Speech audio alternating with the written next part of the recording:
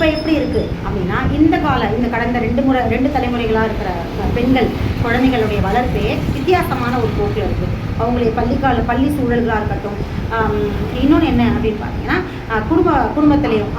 ஏன்னா அப்போல்லாம் வந்து 5-6 குழந்தைங்க, குறைஞ்சபட்சம் 5 இருக்கும் இல்லையா? ஸோ அந்த 5-6 குழந்தைங்க வீட்டில் வளர்கிறதுனால எல்லா குழந்தைங்களையும் தனிப்பட்ட முறையில் எந்த விசேஷ கவனிப்பெல்லாம் பெரியவங்க கிட்ட கிடையாது. எல்லாருமே ஒரே மாதிரி தான் பார்ப்பாங்க. எல்லாருக்கும் ஒரே மாதிரியான ஃபுட்டு தான் கிடைக்கும். பெருசாக வந்து எக்ஸ்ட்ராவாக இந்த வெளியில் இருக்கிற பொருளாக அந்த அளவுக்கு வந்து பயன்பாடு கிடையாது. ரொம்ப ரேராக தான் பயன்படுத்துவாங்க.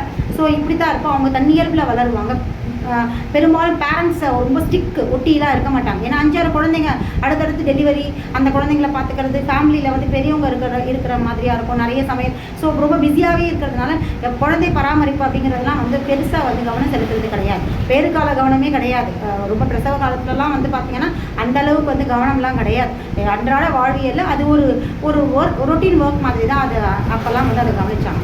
இன்றைக்கி தான் வந்து கன்சீவ் ஆகிறதே ஒரு பெருசாக வந்து கொண்டாடுறது ஓகே தான், சந்தோஷம் தான். பட் அதை ஒரு பெரிய நோயாக பார்க்குறாங்க இல்லையா? அதுக்கான ஸ்பெஷல் டாக்டர், அதுக்கான மருந்து, அதுக்கான மாத்திரை, அதுக்கான கவனிப்பு, அதுக்கான ஃபுட்டு. நோயாளிகளை தானே ஸ்பெஷலாக கவனிப்பாங்க. நல்லா ஆரோக்கியமாக இருக்கவங்களை யாராவது ஸ்பெஷலாக கவனிப்பாங்களா? ஆரோக்கியமாக இருக்கிறவங்கள யாரும் கண்டுக்க மாட்டாங்க. அப்போது மாத்திரை, மருந்து, அதுக்கப்புறம் வந்து தனியான ஃபுட்டு, அப்படியே அவங்களை பெட்லேருந்து கீழே இறங்கக்கூடாது, ஓவர் ரெஸ்ட் அப்படின்லாம் என்ன அர்த்தம்? நோயாளி. அப்போ எப்படி மென்டாலிட்டியில் கொண்டு வந்துட்டாங்க பாருங்கள். சந்தோஷமாக இருக்க வேண்டிய குழந்தை பேர் அப்படிங்கிறது ஒரு சந்தோஷமான விஷயம். ஆரோக்கியமான உடம்புல தான் குழந்தையே தரிக்கும். இதுதான் உடம்புடைய பாடியுடைய சயின்ஸ். ஸோ இந்த ஆரோக்கியமான சூழலை நோயாளி மனப்பான்மையோடு இன்றைக்கி மாற்றிட்டாங்க. சரி, அது ஒரு பக்கம் இருக்கட்டும். ஸோ டெலிவரி பிரசவ காலங்களையே வந்து நார்மலாக பார்த்த ஒரு தலைமுறையை குழந்தைங்களையும் அப்படி தான் பார்த்தாங்க. எல்லா குழந்தைங்களும் ஒரே மாதிரியாக இருக்கும். போட்டால் சாப்பிடுங்க, பசிச்சா வருவாங்க, சாப்பிட்லனாலும் பெருசாக கண்டுக்க மாட்டாங்க. ஸோ அவங்களே வளருவாங்க, அவங்களே வாழ்வாங்க, அவங்களே ஸ்கூலுக்கு போவாங்க. படின்னு சொன்னது கிடையாது, படிக்காதுன்னு சொன்னது கிடையாது. பெருசாக ஸ்கூல்னால் பெரிய எதிர்பார்ப்பு, இதெல்லாம் ஃப்யூச்சரில் அப்படிலாம் கிடையாது. கல்வி வாழ்க்கைக்கு அப்படின்ற இடத்துல மட்டும்தான் இருந்தாங்க. ஸோ இப்படியான எல்லா விதமான சூழல்லேருந்து வளர்ந்த அந்த தலைமுறைக்கு எப்படி இருந்தாங்க அப்படின்னா எல்லாத்தையுமே டேக் இட் ஈஸி பாலிசியாக எடுத்துகிட்டு இருந்தாங்க.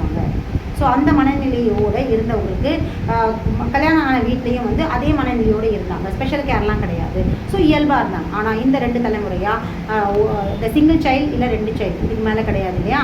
இந்த மாதிரி 2 குழந்தை, ஒரு குழந்தை அப்படின்ற இடத்துல வரும்போது, அதாவது கன்சீவ் ஆகிறதையே டாக்டர்ஸ் வந்து பெரிய விஷயமா பெருசாக பேசுகிறாங்க. ஏதோ சாதனை மாதிரி. இது சாதனை இல்லை, இது உடம்போட இயல்பு. நம்ம ஏதாவது ஒரு ஆணும் பெண்ணு செய்தால் கன்சீவ் ஆகிறதுன்றது ஒரு சாதாரண விஷயம்.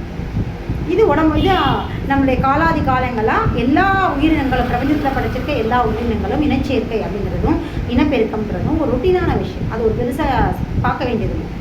இவங்க தானே அதை வந்து பெருசாக ஆக்குறதோ, அதை முடக்குனது எல்லாமே ஆங்கில மருத்துவம் தானே.